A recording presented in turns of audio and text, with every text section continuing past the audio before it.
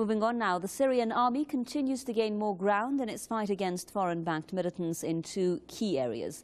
Syrian forces have carried out an operation against the insurgents in the strategic town of Barzeh, north of the capital, Damascus.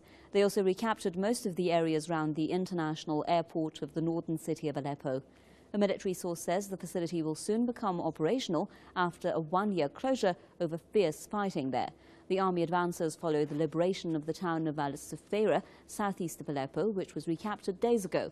The recent military operations have allowed the army to cut the supply lines of militants from Aleppo to the north and the east. Mohammed Ali is our correspondent. He's with us now live from Damascus. So, Mohammed, tell us about the strategic importance now of these further advances by the Syrian army and what still remains in their way.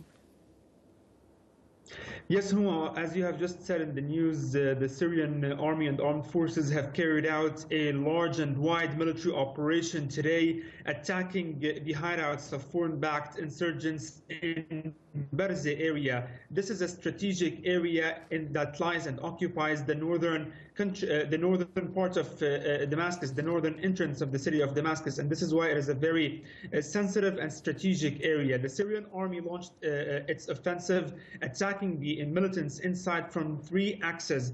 The first was from Dahrat al-Mustah neighborhood inside Barzeh, where militants hiding. This is a hill inside Barzeh, in which there are many randomly constructed houses, narrow streets, and those areas were used by the militants to launch their mortar shells and sniper guns against both the civilians and residential neighborhoods and army positions. This was the first area the Syrian army targeted inside Barzeh. It bombed the whole hill, taking it fully down and raising it down over there in that area. Other also areas where the army entered from near Tishreen Military Hospital, there they found several tunnels, actually two tunnels. One was 70 meters tall and the other was 150 meters long, and this is and this shows, of course, how the militants were preparing the ground for months for their fight over there.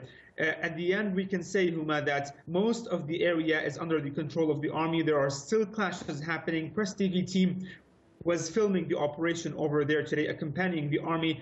They said that the operation will continue for several days, and it is expected that the area will be fully controlled by the Syrian army, and this would be a very strategic victory, similar to the strategic victory that happened only a couple of days ago when the army cleared Al-Sbaini area in Damascus, southern countryside. And of course, the foreign-backed militants have also responded to such attacks by attacking with their mortar shells residential neighborhoods in the Damascus and its countryside. In Damascus, 4 children were killed in Bab Sharqi area. 4 others were also injured. Other mortars also hit other parts of the capital, and people were injured.